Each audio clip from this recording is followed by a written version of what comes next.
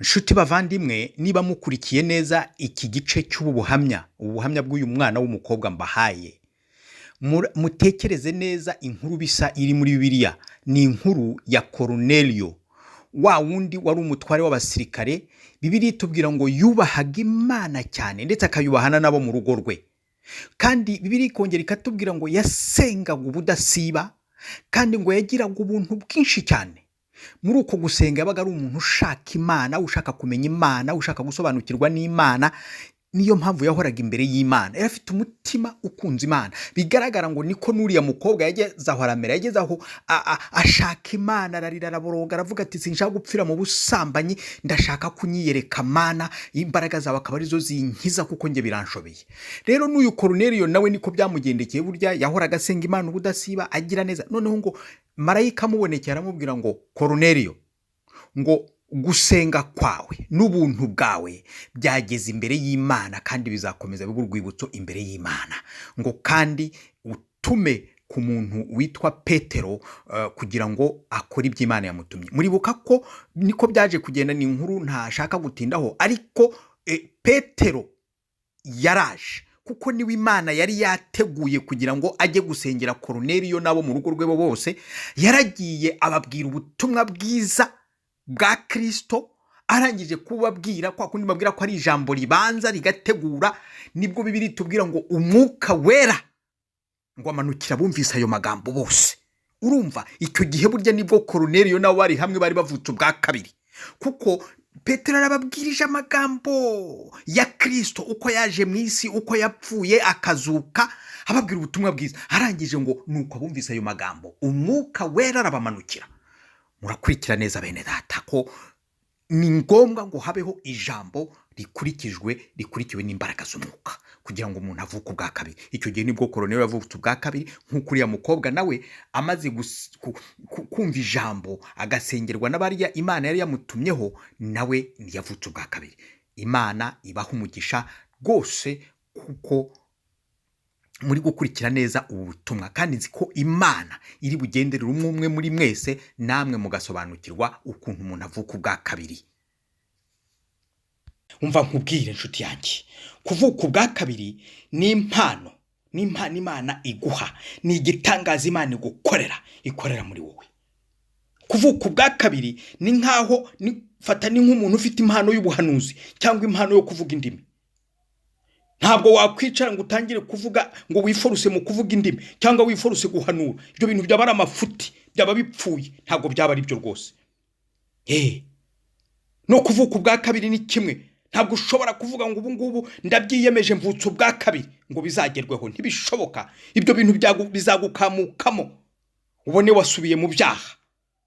Ariko iyo ari Imana ibikoze, iyo ari Yesu Kristo bikoze, Yesu araza agatura muri wowe, imbaraga ze zigatura muri wowe, umucyo wa Yesu ugatura muri wowe. Noneho kuko umucyo wa Yesu udashobora kubana n'ibyaha bigahunga muri wowe, bigahunga, bityo Yesu agatangira akaviva ubuzima bwe muri wowe. Ingeso za Kristo, imibereho ya Kristo akaba ari igaragara muri wowe, akaba ari isohoka imbere abantu bakayibona, kubera ko Kristo ari muri wowe. Mwuka we ugatura muri wowe, imbaraga z'umwuka zikaza zikirukana imbaraga z'icyaha kiri muri wowe. Ikikubwira kandi ko wavutse ubwa kabiri nuko usobanurirwa ko ari igitangaza Imana ikoreye muri wowe. Nuko ari igitangaza Imana izigakorera muri wowe, ugatangira kubaho gutyo, ukumva nta forusingi uri gushyiramo, nta mbaraga uri gushyiramo, ukumva si ibyo uri kwikoresha, ahubwo ni ibiri kwikora muri wowe kuko Yesu atuye muri wowe. Ni hahandi wumva Pawulo avuga mu Bagalati ibice 2:20, Pawulo akavuga ati ntabwo ari nge nkiriho, ni Kristo uriho muri jyewe. Haleluya! Imana ishimwe cyane kandi Imana ihabwe icyubahiro. Imana ikugirire neza, Imana igufashe, Imana ikurinde. Ndagira ngo mbabwire,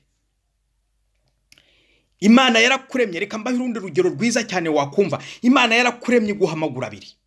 Ni ukuvuga ngo ayo maguru abiri ubasha kuyagendesha ibirometero 3 nta kibazo ugize.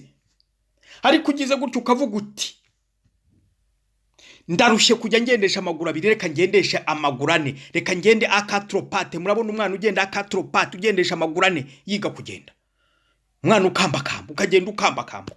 Ndagira ngo nkubwire, ubikoze nta n'ikilometero wagenda wahita unanirwa ukunamuka ako kanya, kuko ntabwo ari ko Imana yabikoze. Ibyo Imana yakoze yabikoze parfaitement, yabikoze neza cyane. Ariko wowe ushatse kwihangira kugenda kwawe byakunanira pe, ugacika intege, imbaraga zikakunamukamo. Nuko nguko bimeze. Yego umva, reka ngusobanurire mwene data nshuti yanjye.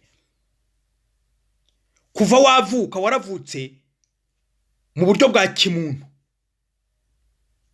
uvuka uyoborwa na kamere y'ubumuntu, soko na la nature humaine. Ubaho nk'umuntu uyoborwa n'iyo kamere, nta effort ubikorera. Oya, nta effort ubikorera, ubaho gutyo nyine kuko niko wavutse. Urugero, waravutse usanga abantu barya nawe ubaho urya, ntabwo ukore effort yo kurya, ntabwo uvuga ngo ngiye kwishyiramo imbaraga njye. Oya, uravuka kuko wavutse n'abandi barya nawe uvuka urya. Uvuka abantu banywa nawe ukumva uzabaho kukunywa, ugomba kunywa. Hari abantu bavuka agasanga societe avukiyemo cyangwa agaca avukiyemo n'abasambanyi, nawe icyo gihe abo musambanyi akavuga ati abantu biwacu n'abasambanyi birwa bashaka abakobwa bo gusambana nabo, nawe agatangira akagirirwa ashaka abakobwa asambana nabo, kuko nuko yavutse, nuko nguko abibona. Ugakura utyo. Hari uvuka asanga abantu biwaba ari indwanyi, hari abanyamahane, hari batukana, nawe akakura tukana, agakura rwana. Hari uvuka akavukira mu bajura, agakura ari umujura, nta na effort abikorera, birizana. Ntabwo arushyiraho imbaraga ngo ngiye kuko no, birizana, biba muri we kuko yavutse agasanga ari uko bimeze. Nicyo kimwe no kuvuka bwa kabiri inshuti zanjye. Yesu Kristo arivugira ngo utabyawe n'amazi n'umwuka ntabwo azabona ubwami bw'Imana. Amazi ashushanya ijambo ry'Imana. Ijambo ry'Imana rikweza. Kuko Yesu yigeze avuga abwira Imana ngo Mana uberesha ukuri, ngo kandi ukuri ni ijambo ryawe. Ijambo ry'Imana rikweza.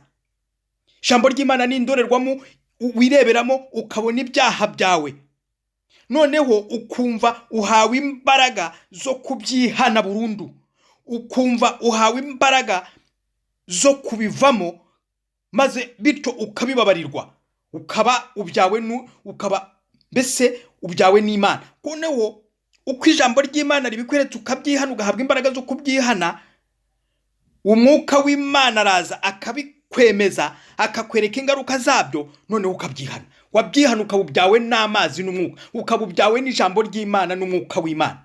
Ijambo ry'Imana ribikwereka, rikakubwira ko ugomba kubyihana, ukumva uhawe imbaraga zo kubyihana, kuko umwuka w'Imana aje akabikwemeza.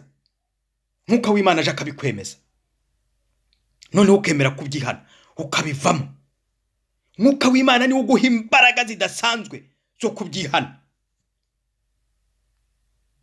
Ahangaha no kuvuga ngo wowe utera intambwe yo kwemera ko ibyo ijambo ry'Imana rikubwiye ryakweretse ari byo, ukumva ugize ubwo bushake bwo kubyihana, bwo kubireka burundu, bwo kubivamo. Iyo ni intambwe utera.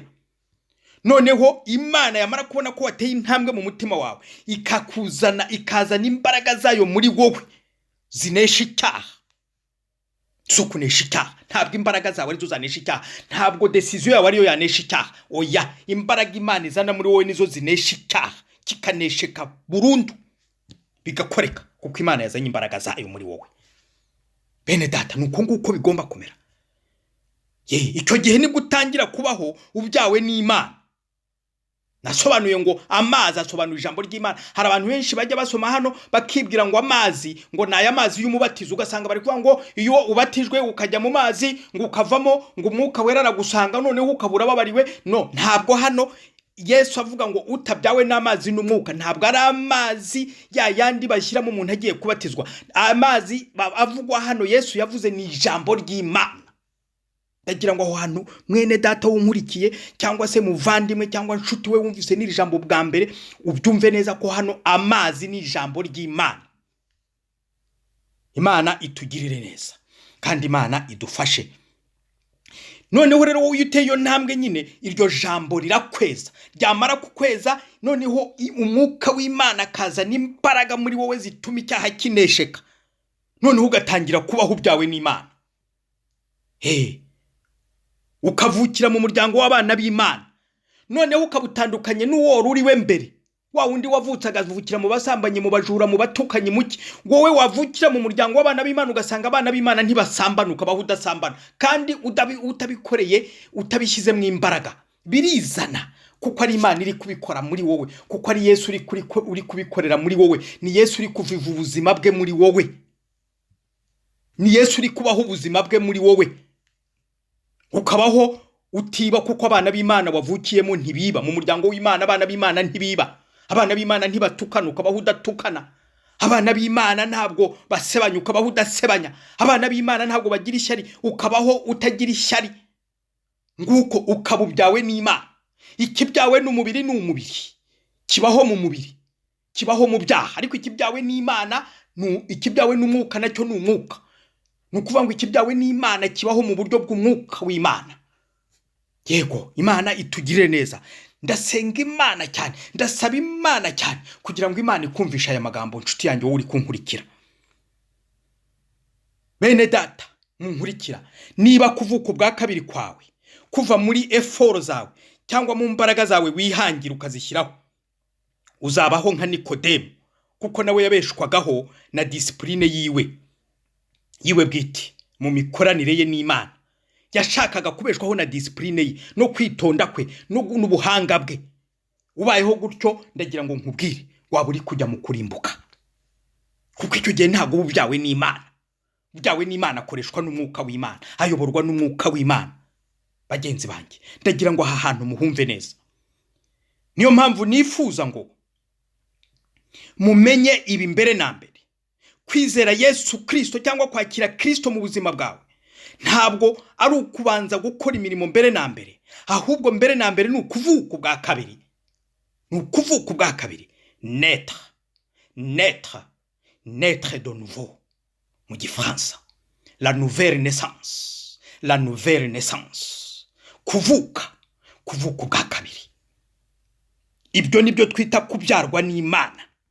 Nukwakira igitangaza kizanywe muri wowe n'ijambo ry'Imana n'umwuka wera w'Imana. Ni igitangaza kizanwa n'ijambo ry'Imana ubwa mbere, hanyuma n'umwuka wera w'Imana. Shuti zanjye, ndagira ngo aha hantu muhumve neza, muhasobanukirwe.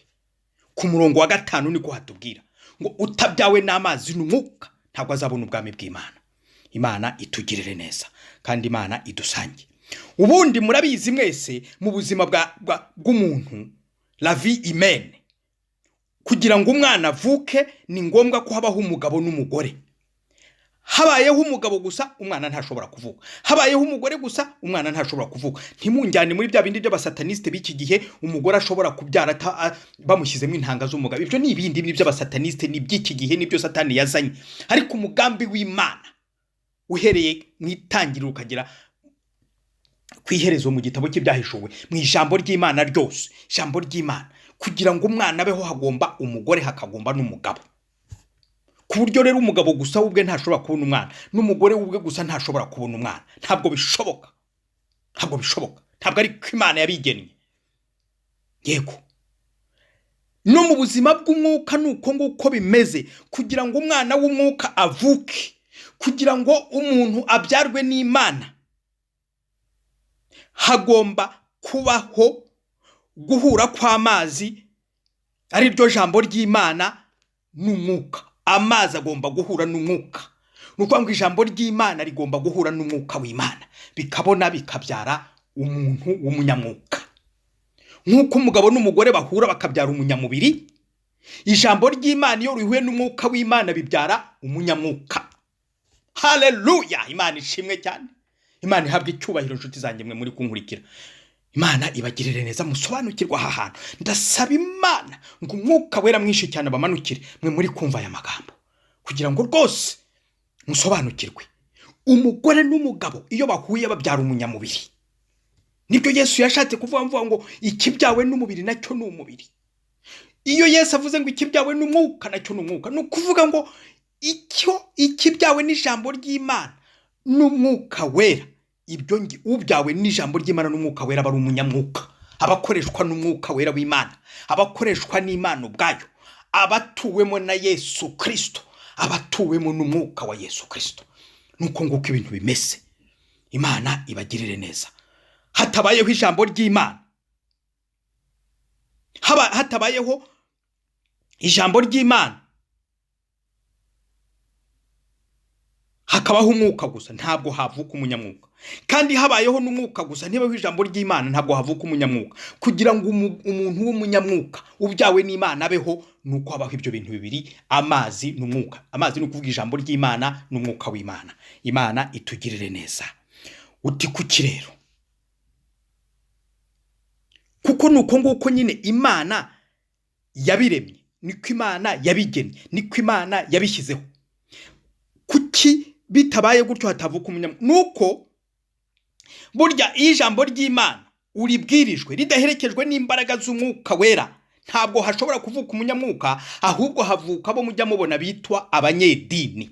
Havuka abanyedini kuko baba bagendera ku ijambo ry'Imana ariko ridaherekejwe n'imbaraga z'umwuka wera, l'onction du Saint-Esprit mu gifaransa niko tubyita. Ijambo ry'Imana ridafite l'onction du Saint-Esprit, ridafite imbaraga z'umwuka w'Imana riherekeza ijambo ry'Imana, ntabwo iryo jambo ry'Imana ribyara umunyamwuka, ribyara abanyedini, abanyamubiri, abanyedini. Ugasanga nibo buzuye mu matorero, nibo buzuye muri ibi byumba mubona biriho byuzuye kuri internet, kuri Google n'ahandi, kuri za GTMeet. Ibyo byumba biruzuye, abadini aruzuye mu isi, murajya muyumva amazina atandukanye. Ariko burya iyo harimo kubwirizwa gusa ijambo ry'Imana, ni ba NIKODEMU baba bari kubwirizamo, batazi kuvuka ubwa kabiri icyo ari cyo. Abo nibo buzuyemo. Ugasanga abo benshi rero nabahanga muri za teoloji, nabahanga mu ndimi z'ibigereki n'ibiheburayo. Ugasanga ibyo nibyo bari kurisha bakanga abo babwiriza, kugira ngo gusa abo babwiriza babemere, bavuga ngo nabahanga, ngo bazi ibigereki, bazi gusobanura Bibiliya mu kigereki cyangwa mu simbizi mu giheburayo. Agatangira akavuga ati amagambo ya naya mu giheburayo avuga gutya, byaturutse aha naho, ukagira ngo ibyo ngibyo nibyo biri buzana umwuka w'Imana mu bantu. Reka da, oya, ntabwo ari uko nguko bimeze. Niyo mpamvu usanga rero abo ngabo ari bo buzuye mu matorero, kubera ko batamurikiwe n'umwuka w'Imana. Yego. Kandi nanone habayeho kwigisha iby'umwuka gusa, nta jambo ry'Imana, abantu badacengeye ijambo ry'Imana ngo baricukumbure, barige mu mizi, ari riza riba muri ribeze, ribereke uko bameze, babashe kwihana. Ibyo nabyo ntacyo bitanga, ntacyo bitanga. Yego. Kuko umwuka azaho ijambo ry'Imana ryabanje gutunganya. Umuntu utabanje gutunganywa n'ijambo ry'Imana, umwuka ntacyo yamumarira, kuko nubundi umwuka ntaba ari buturemo. Ahubwo ujya gusanga wa muntu uri kubwirizwa iby'umwuka, nubundi ahubwo ibyaha birarushaho kwiyongera muri we, kuko umwuka w'Imana adashobora gukorana n'ibyaha. Imana itugire neza kandi Imana idusange. Dore urundi rugero rwiza nababwire ngiye no kurangirizaho kugira ngo turusheho kubyumvikana. Dufate umubiri ufite imbyiro, tugereranye n'umutima ufite ibyaha. Nukuvuga ngo uwo muntu ufite umubiri ufite imbyiro akeneye umubiri ukeye, umubiri wuhagiye ugacya, utariho imbyiro. Uwo mubiri rero wuhagiye utariho imbyiro wawugereranya n'umubiri n'umunyamwuka wavutse, n'umunyamwuka ugomba kuvuka. Uyu mubiri rero ukeneye ibintu bibiri, ukeneye amazi ukuhagirwa, kandi umubiri wamara kuwuhagira ukeneye n'amavuta yo kuwusiga kugira ngo ubobere, use neza, uruhu rugire elasticité cyangwa se rugire rumererwe neza, umuntu nabona avuga ati yo, uyu muntu aratohagiye rwose.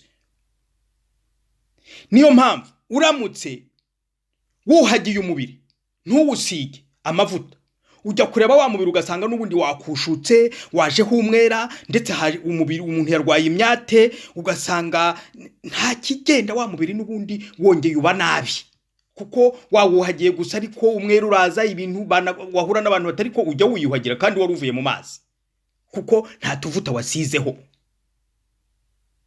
Ibyo rero ni wa muntu nubundi ushaka kwiga ijambo ry'Imana gusa, ariko ridaherekejwe n'umwuka wera. Nicyo cya kimwe n'ubundi dufata umuntu noneho we ufite umubiri uriho imbyiro ariko akahita yisiga amavuta atabanje kuhagira imbyiro ngo zive ku mubiri.